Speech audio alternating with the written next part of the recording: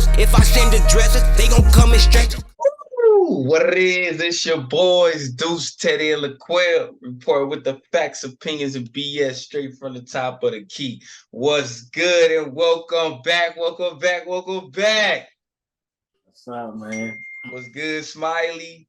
What's good? Back, ready for another one season of NBA basketball. Yeah, I ain't even gonna stunt. You know what I'm saying? We had an eventful.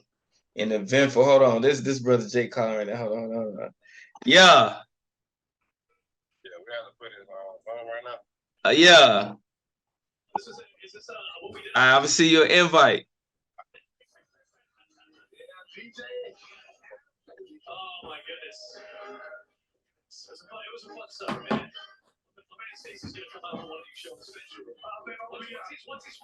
Yes. So you say what? I don't have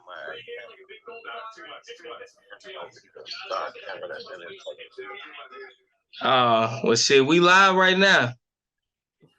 All right. So look, that big brother Jay had a call. He tripping. Let's see where we at. All right, try to get cuz in here. All right, bam. So look, we had a ball this offseason. We took some much needed time off. I was talking about we was going from country to country to country doing our thing. And you know, we could have we could have been doing our top of the key thing over there. Who knows? Maybe we were, maybe we weren't. But you know, LeBron had an off season. He was on the yacht waving to people, chilling. We had an off season. So now it's time for us to get back. But before we get into this thing, what you got? What you got, big brother Ted? What you got for us? We'll talk about some of this off-season action. The NBA is a whole new game nowadays. Yeah. Reading up on it's a lot of new stuff going on. A lot of new. Oh yeah, we got a shout out to the Nuggets. Yeah. I mean, I don't, you know, none of us saw that coming. You know, shout out to Jokic and the crew winning the championship last year. Yeah. The ring presentation was nice. Yeah. Came in, gave it to the Lakers yet again. That boy Jokic got AD number. Yeah. It's called that number's called a triple double. That's that number. It's called a triple double. That boy just man, It's like AD just he's still my guy though, but you know it is what it is. So shout out to the Nuggets. We get there off the way. But the NBA has what up, brother Queer? Handsome young fella, you. The NBA is like a whole new game now. Like it's just a whole new everything. Like this just everybody got to take out a notepad and pencil and do their research. Everybody got homework. Yeah. Everybody, all the top of the key fans, y'all got homework because the NBA is because if you don't do your homework, it's gonna hit different, and you're gonna be sitting there like, damn, I ain't seen Bradley Beal on the Wizards for a long time. Ain't on the Wizards, son. Ain't on the Wizards. So what's some of y'all surprise trades or some of y'all stuff that y'all liking? Me personally, I don't care really much about trades because we ain't really, you know, my Dallas Mavericks for all the newcomers, y'all gotta know. Dallas Mavericks all day. Luka, top five. You know, we got Brother Quell, Warriors. We got Brother Deuce, Warriors. Boo. You know, so we're gonna have a nice little wager this season too. You know, y'all got me last season.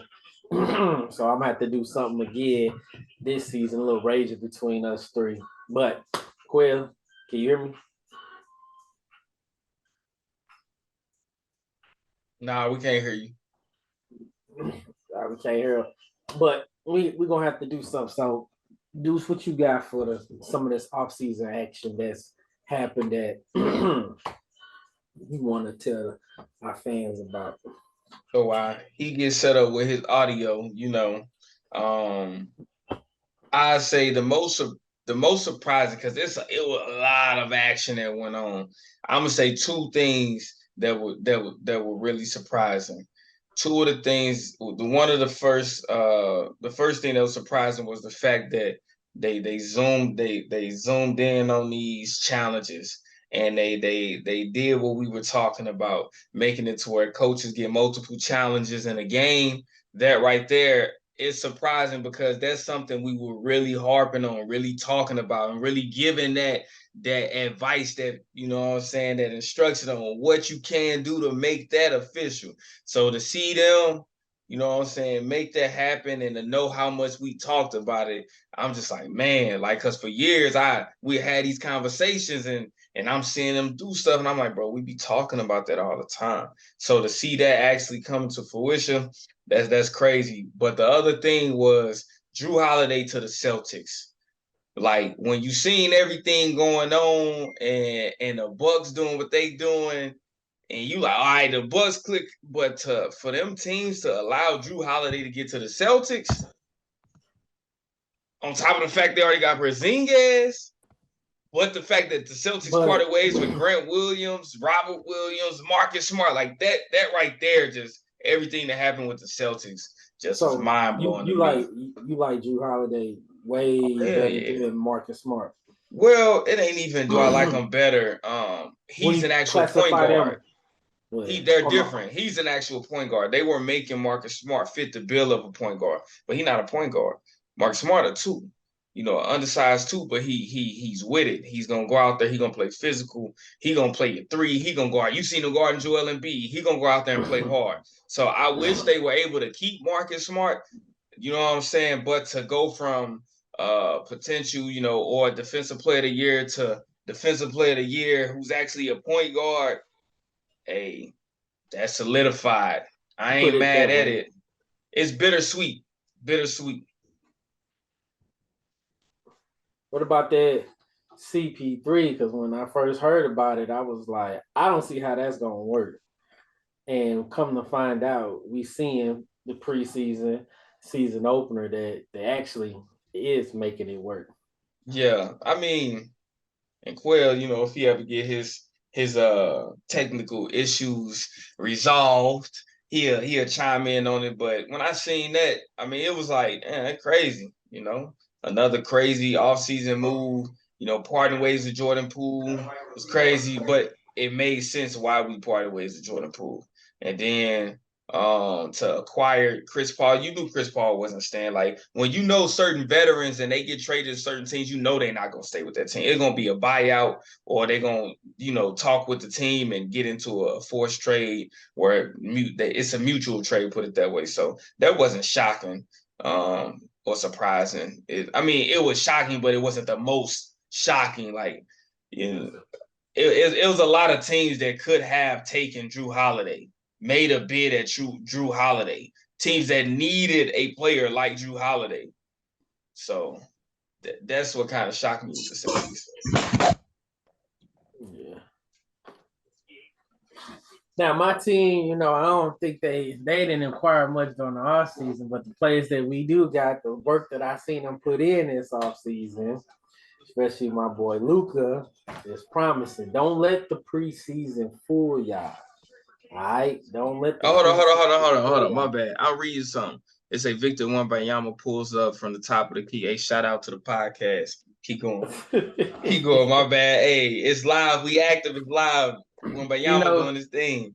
Hey, so you know what? Speaking of that, to me personally, that was get us our segue into our next topic about which franchise had the biggest winner during the offseason. And after what I'm seeing, I'm looking like maybe the Spurs. The way that Wembanyama is playing healthy, if he can stay healthy, he got the body of somebody that's you just gonna think gonna naturally break.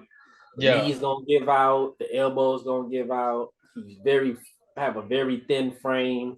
You think the bigger bodies, but if you think about it, it ain't a lot of Shaqs in the NBA right now. I don't see him getting hurt because of another center. There ain't no more big bodies like that anymore. Boogie Cousins and Dwight Howard was the last thick frame big guys. I don't see they not in the league right now no more, so I don't see him getting hurt. But if he don't get hurt, Wembanyama looking like the Spurs, I'm not saying they finna be 1, 2, or 3 in Yeah. the West, but this one man is giving those 2007 Cavaliers Yeah. type vibes. You know what I'm saying? Now this is a whole different NBA with a whole different monsters from all over the world with your Lukas, your Embiids, your Jokic's and stuff like that. LeBron didn't have it in 07, but this looking like that type of player caliber that could do some stuff like that. Okay, And I'm like, you saying the Spurs, the biggest I'm winners. saying the Spurs. Spurs. Okay. Just off the preseason of what this man is doing and Okay. in the minutes that he's playing, I'm like, man, Okay. they got them a gold ticket. This is really chocolate factory type stuff. They got them a gold ticket. What you going with? What you going with? Quill, you hot yet? Can you hear me yet? Oh yeah, we live and active. All right. You said what was the question? I said which franchise had the biggest win during the offseason? Off season, I'm always say Boston had the biggest win, like y'all heard you saying. Boston adding Drew Holiday and Porzingis, solidifying what they brought in, being vets. What they brought in being championship caliber with Drew, adding defense on the perimeter where you can take some of that defensive pressure off of your star. You can add 12 points to Jason Tatum because he ain't got to guard the best player every night. And you can add pressure off of Jaylen Brown because he ain't got to guard the best wing player every night. And they ain't That's got just point guards either. And yeah, and even though him and Marcus Smart aren't actually like point guards, I'm taking Drew Holiday at the point guard position over him because he's actually had a more of a point guard role. You don't think they too top heavy? They didn't add players that are ball dominant. Porzingis has always played off of somebody. They kind Drew of lost Holiday their has bench a always little bit. played off of somebody. Huh? They gave up their 6th man of the year. That's fine. That's it. What They they gave up had Grant as far Williams. I as mean, solid bench players they gave up. These aren't what they brought starters, in, but they they're still solid. have. I'm just saying, like we seen that with the Suns last year, how they kind of gassed out because they gave up their bench.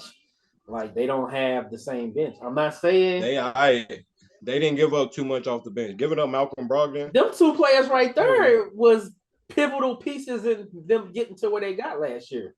Michael Brogdon is the 6th man of the year. Malcolm Brogdon, yes, but they didn't play. And Grant Williams had a lot of clock. And Robert Williams, he didn't have a lot of clock, but he. I'm about to say Grant Williams and Robert Williams are interchangeable pieces. The way that they were played last year. But remember, last year under Ume Udoka was a little different. Robert Williams was Skylord. But remember, last year I kept saying, "Hey, keep your eye on Robert Williams because his rotation on that team changed." And I said, "It's a reason why that changed." So the way that they were playing last year, Robert Williams wasn't even starting when he was healthy. Yeah. So right, but that's what I'm saying. What he did on the bench though, they gave up 3 solid bench players. Like, but I think that's why they brought Porzingis in. What they wanted Grant Williams to do at 6'6", shooting threes, having to guard a big, having to shoot the 3 as a big, having to try to block shots. And in every matchup he was in, he was getting cooked still. I don't know if the coach could be able to do because I'm just saying he's gonna be in the starting lineup. Yeah. So how is he gonna mix this rotation up?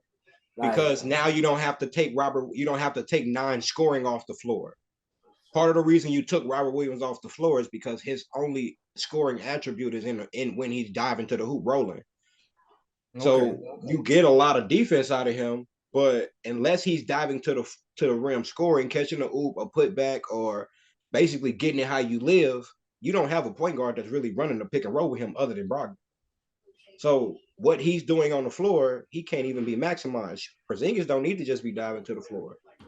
You can get both of their offensive production out of one player now and more.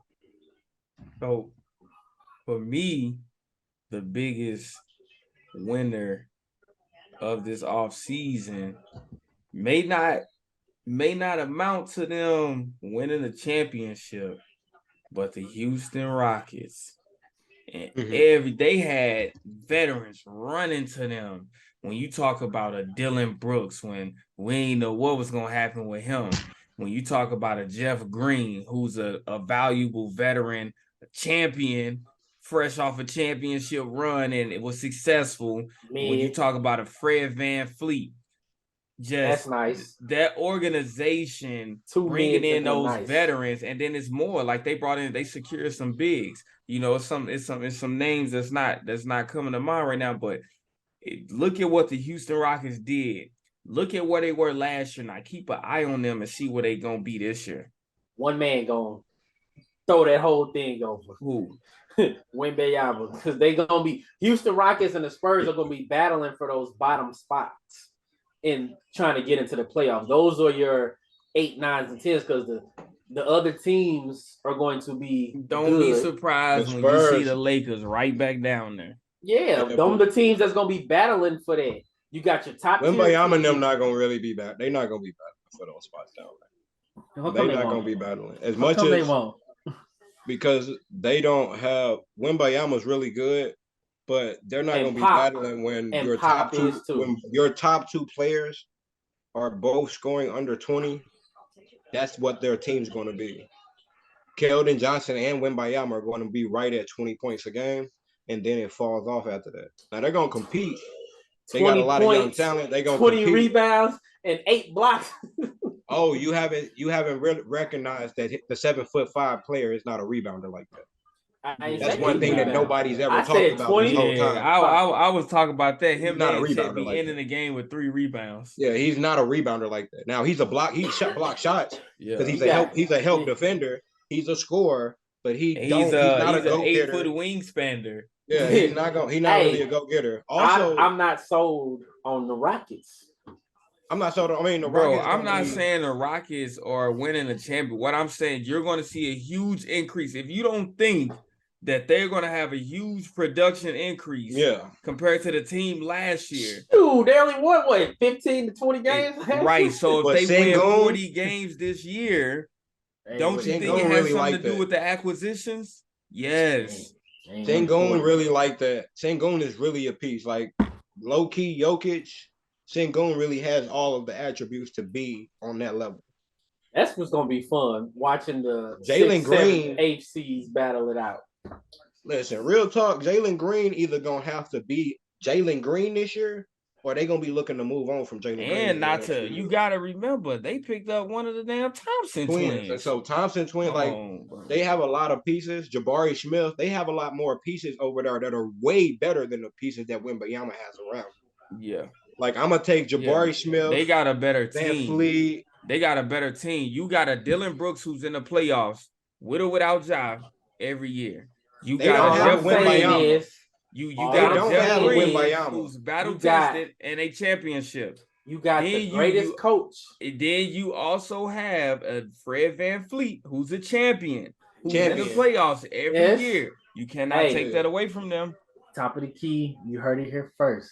This is some 07 Cavalier type ish right here. No. But you got to think Wembanyama don't have a ball in his hand the way that LeBron did. Hey, don't. And Wembanyama's not walking into the situation that LeBron ain't had Pop. He didn't, but also LeBron walked into his whole team not wanting him to be there. Hey. Oh, they got Reggie Bullock. Hey. And Victor Oladipo. Pop. But what about the Nuggets though? He got the jersey on. The Nuggets returned all 5 starters. We already said this the Nuggets right here was paying respects to the champions. Yeah, Nuggets returned 5 starters. No matter if they got rid of Bruce Brown, they may be one of the teams to look at, because if Michael Porter Jr. go from whatever points he was at last year to 19 to 21, Jokic still Jokic, and Jamal Murray's healthy all year. They are dangerous. So we talked about the winners. Rockets. Well, he said Spurs. You said Celtics. Let's talk about the losers. I'm gonna lead the way with the losers. Let me go. Let me go ahead and just throw my team out there. I'm gonna say I'm kind of disappointed in the Mavericks. Yeah, I feel as though you let cheap. I ain't gonna say cheap. Excuse me. My apologies. You let some inexpensive pieces go that you really ain't really had to let go. that was not expensive. It's not like these moves you're doing is trying to free up caps. It just don't make sense. Like Mark Cuban for the last 5 years, like just I get it. In Luka we trust. I get it. But you got to go back to what you did with Dirk in the days and put some solid pieces around Luka to make it work. Kyrie ain't this the solid piece that you need to make it work. Like what we did this offseason, just it makes me want to Yeah, get. but you gotta know Dirk walked my into head. gravy, head gravy, and was giving gravy his whole career. He walked into Michael Finley, Jerry Stackhouse, Steve Nash. Throughout his career, he had them constantly giving him pieces. So here's the situation. Dirk walked into this. But when Dirk won though, the year that he won in 2011, they put solid pieces around him. Like they not doing that now. But Like you you also got gotta with Luca. Luca's different than Dirk because he's a one, and he's inefficient. He's like he was he's more not he was like his if you efficiency ask went me to be skyrocket honest, high last year. What I'm saying is we're not talking about from what though? From we're not Dirk talking Core. we're not talking about Luka here in this instance. We're talking about the franchise. The franchise ain't doing nothing to put themselves in a winning Yeah, position. y'all made moves. But they thought they were building a team like LeBron's teams were built. They thought the way that Luca played was put shooters around him. They done that. Dorian Finney-Smith, Spencer Dinwiddie, Reggie Bullock, shooting big. They thought they were building the teams the way that a 6'7" facilitating scorer usually supposed to. They had it. That's the They blueprint. had it, and then they gave it away. But Because he needed a Kyrie. Because with LeBron, he won with Kyrie. So what did they have? A LeBron? They went and got Kyrie. Literally, I say with anything, we got to see what Derek Lively amounts to, because that was somebody I was hoping that the Warriors snap was able to grab. Derek Lively. Y'all got him via trade. Okay. Then you got Grant Williams, Rashad Holmes, y'all got Dante Exum, Derek Jones. So y'all added pieces who can potentially give you some level of production. But yeah, I feel you, like it's not gonna be no different than the year we had. It's Brunson. like, what did you you're really not do? doing solid. You gave up, and Christian then Woods, you wanted to keep Kyrie simply to trade Kyrie. So I know you were disgusted when y'all ain't trade that man, because it just doesn't work. Like it doesn't. You You got two ball dominant scoring guards. Like it just don't work. Would you consider LeBron James with the team he built in Cleveland with Kyrie and Kevin Love? Would you consider LeBron James at that time ball dominant? LeBron, yeah. I mean, because Kevin Love, and Kyrie team, that was the team they were trying to build. Luka, Kyrie, Christian Woods, with shooters around them. The difference between Luka and LeBron, they don't have a fast break team the way that J.R. Smith and Iman Shumpert needs to get out and run. Y'all don't have the other element. Team. They don't have a Kyrie. Kyrie's still Kyrie, the same Kyrie that was on LeBron's team. Luka's not LeBron. Mm-mm. And as much as his numbers would say look at how much his numbers are near LeBron. Yeah, they play similar, but it is nothing alike. Defensively, LeBron was a problem. Let's not forget, Luka's not that. LeBron scored in the paint way different than Luka. Luka clogs the paint. LeBron gets to the paint and finish. So building a team around Luka may take another year or two because we don't actually know what type of team to build around Luka. LeBron know what to do with his team. They know they just say, I need third. I need a big that can stretch the floor. We're going to get Kevin Love. We're going to get Chris Bosh. We're going to get AD. I know what to do. I need a two. My second guy, I need him to be able to go get a bucket. We're going to get Wade. We're going to get Kyrie. We're going to get a two that can go get a bucket. Malik Monk. We're going to get somebody that can go get a bucket. They trying. And I need a bunch of shooters around me. It's been like this since he figured out how to win. Luka's just not him. They had pieces like that and they gave it up. That's what's frustrating. But enough of that time. Go ahead, tell me who was your biggest disappointment? Loser? I don't know. I say the Heat. That's why I'm going to Miami Heat. I Y'all say did the jack Sixers. squat, and I know the Miami Heat were dependent on that Damian Lillard trade. Yeah. And and word is Damian Lillard's agent screwed that up because I was reading something that was saying the Trailblazers were ready to go through with it, and they heard the comments his agent made, and they like, nah, we gonna do this how we want to do it. So yeah, the Heat to lose Struss, which he couldn't do shit, but he was still valuable for that team. You do not like that, man. Hold on. You do not like that, man. Last year, y'all got to go back to the top of the key. It's about his production. This man was talking this man the whole playoff dude scored run. 8 points in the entire playoff run. He made it to the finals. He pissed that man off all last season. Y'all got to go back and check it out. Go back and check it out. I had to make a spoof video of Deuce talking about this man. Look, you can't stand this man. He said, "Put me in there. Put me in there. Get that man up out of there. Man, Put me in there." He was doing. I'd have balled out there. Like, who that little motherfucker out? Stop playing. Look. But go ahead. Yeah, they did give up a lot of solid pieces. Stop playing. And he's a starter over in Cleveland, ain't he? So I ain't even gonna hijack you. You took the Heat. I'm gonna go with Cleveland. Cleveland's another disappointing thing because they need pieces. They need to add something, and to see them add Struss not gonna be the starter. They did draft Imani. Still, Struss gonna lose his job out. I give him about 10, 12 games. I guess they did a good job maintaining, like keeping their team, but they could have made moves. They could have did something. It was too much action going on for them to do nothing. Yeah. I think some in-season trades is gonna be going on. People gonna be making some strong adjustments. I do like some of the teams that didn't make moves at all. Like the Magic didn't make moves. The Nuggets really. That's because the Magic got so much young talent. Yeah, it's like some of the teams didn't make moves, but it's like you gotta marinate. Let's just see what we got right now. You gotta let these teams cook. Yeah. You got teams that got solid pieces, and you got to let them cook. Orlando Magic is a big one. Detroit Pistons is a big one. You got to give your players, even the Thunder, Thunder too, yeah. Because Chet back, like you gotta let these people cook and get some seasoning going. The Jazz, they playing right now. They getting whooped up. Let the Rockets cook.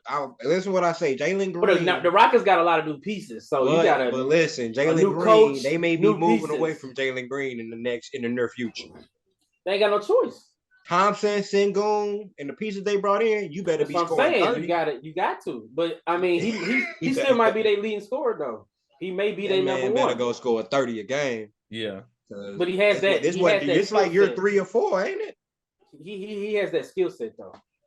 And now that he got a few seasons under his belt, he does have the skill set to do it. Listen, we got next one of these episodes. We're gonna look at his draft class and we're gonna see if he leading his draft class. He got drafted in 22. I don't know if he that guy in his draft class. Didn't he get drafted in 22 or 21? About to say, did he get drafted with LaMelo? His people is hurt. A lot of the people that he got drafted hurt. But we got to look it up. He get drafted with LaMelo? Because I'm taking Melo number 1. If we go back and redraft, Melo was number 2 taking in his Jalen draft Green class, number 1. Yeah, I think Jalen Green was 1 and Melo was 2 or something. Yeah, I might take Melo number 1. Josh Giddey. Hold on, I might take Josh over Jalen. Nah, it depends on what you're trying to look for now. Depending on the type of play you're looking for. I'm taking Josh over Jalen. That's my guy though. Scotty Barnes, Single. Yeah, Wagner, Suggs, Jonathan Kuminga, Cade Cunningham. Cade ain't played a game. I might take Cade over Jalen right now. Cade just got done playing the game. Ayo Dosunmu, Cameron Thomas. Back. Yeah, that's a solid Cam Thomas. Listen, Jalen Green may not be the best player out of his draft class. We redraft, Jalen might go number 10. He might go 7 or 8. He ain't going number 1. Ain't nobody taking number 1 over Melo and over Melo. He ain't in that draft class. Oh, I'm about to say. Yeah, nah, that's the case. Cunningham. Yeah, Scotty Barnes in that draft class. Yeah. I don't know. Because he's supposed to be the scorer. And since then, everybody has taken a step Yeah. He's done decent for what he has though. He For what has a team to over him. himself. Right. With Paolo no experience. Banchero second year is going to look different than Jalen Green's second year. Wemby's second year is going to look different. Wemby's first year is going to look different. You can't compare them because they in two different.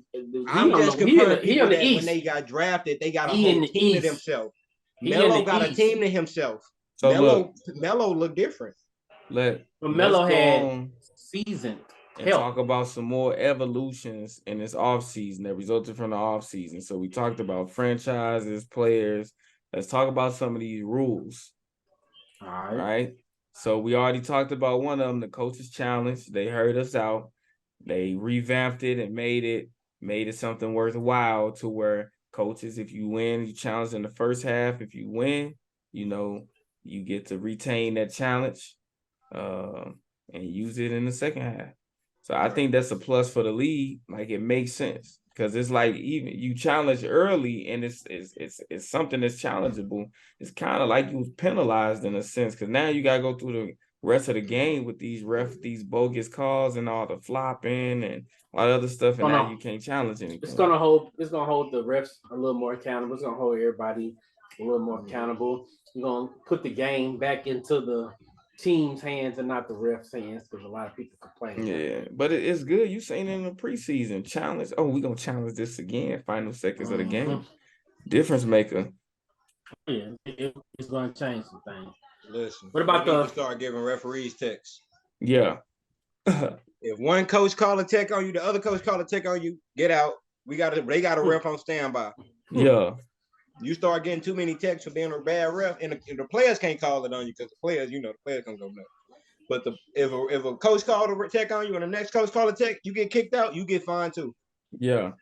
I think they need to start finding them more. Yeah, making it public finding or them. publicly finding them. One thing that makes it different is because I think Vail last year we reported that they do get fined. They just don't report on it being fined. Yeah, they don't publicize. No, make it a public thing. Let it be known. This ref and this time make their name go through the mud too. When they show up to games and they not make them feel it too. You know what I mean? Like, oh, there go that ref right there. Make them. Yeah. So you were saying something, Teddy? Talk about the flopping. Yeah. We got to knock in the flopping and the resting players because we're running a little short on time. I'm going to throw both of them in there. I think the flopping rules is going to be good because it's just going to solidify LeBron James once he out here. He still do his thing. You know, he got all these. You're going to realize he ain't a flopper. They really do be. Next, really be knocking. So he's definitely a prolific flopper.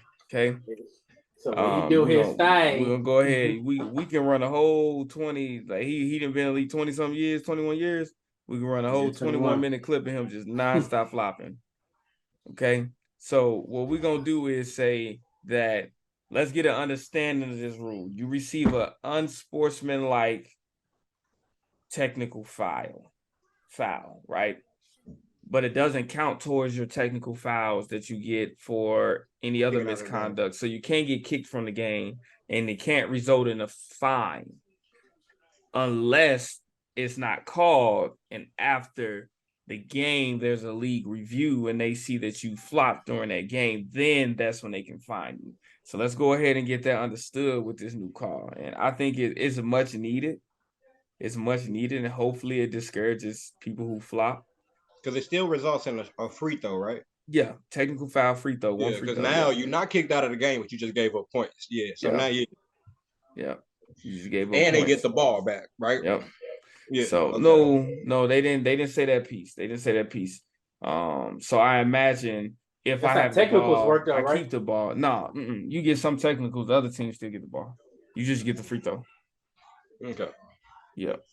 So and lower levels of basketball, have to go technical, but NBA is different. So, but resting players with the resting players, 65 game minimum in order for you to be considered for an award. I rocks with that.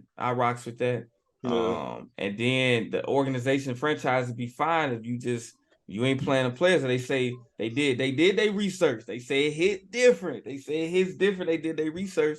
And now they see that resting players don't contribute to healthier players.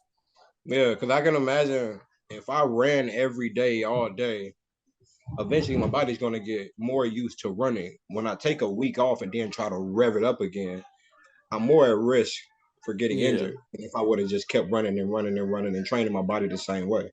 Yeah. There's a So such trying to- thing. There is a such thing as stress fractures because back in high school, I ran track and cross country. I accumulated those. And a stress fracture, we all know, is a small breaking bones because of the workload that you put in. Now we get it. These are professional athletes with the top doctors, the top medication, the top money, the top equipment, shoes, everything that money can buy.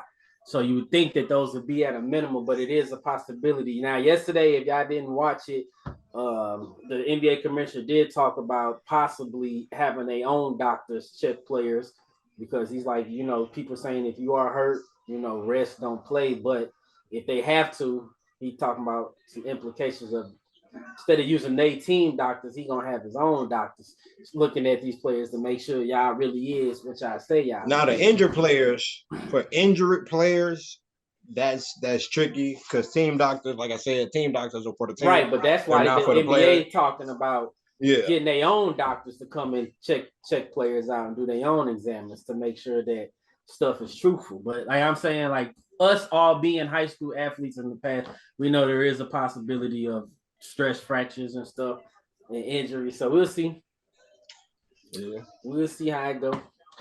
Yeah. I think them playing all 82 games, all as many games as possible is gonna be better for their career anyway.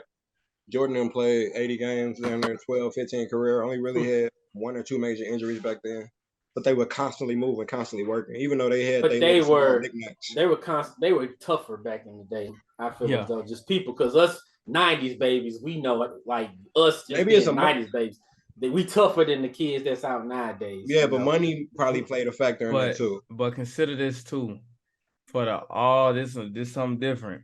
But for the all NBA teams, offense and defense, it's now positionless. That is different.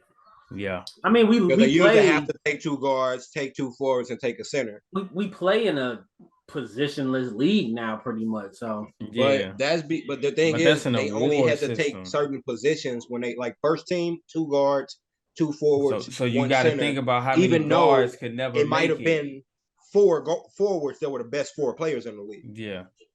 Yeah, I don't think it's gonna. I mean, because the way that who can get the Supermax, it's just moving money.